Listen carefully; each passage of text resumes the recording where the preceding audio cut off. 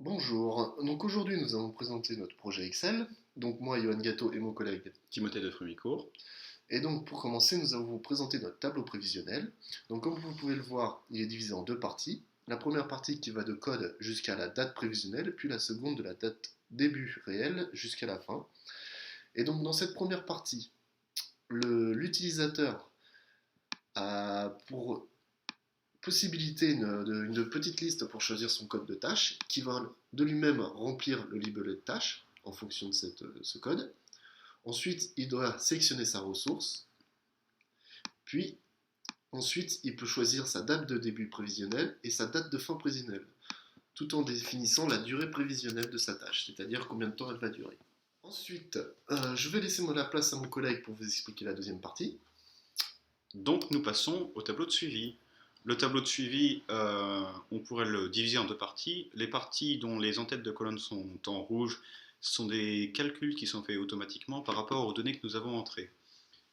Alors, chaque tâche sera associée une date, une ressource, une tâche, un temps consommé que l'utilisateur entre lui-même, ainsi que le pourcentage d'avancement.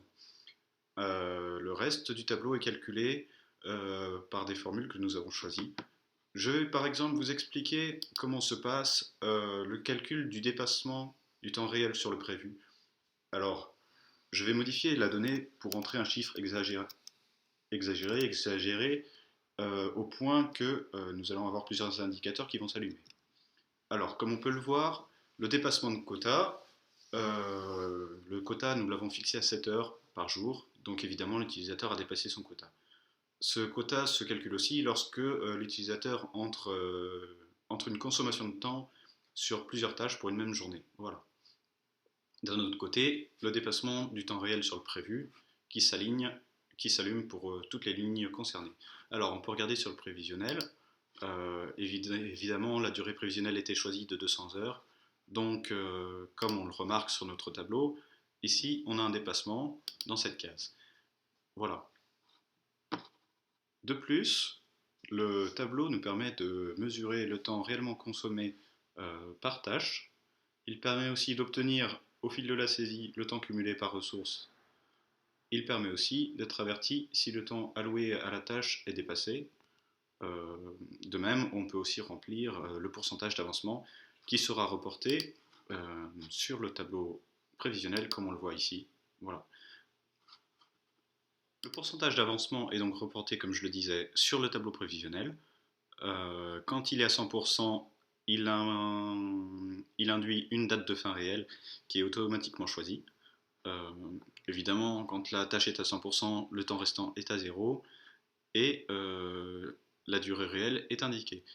On remarque aussi que nous avons mis les indicateurs de qualité au niveau des retards avérés ou pas. Le relevé mensuel permet, par trois critères de sélection, d'afficher différentes données.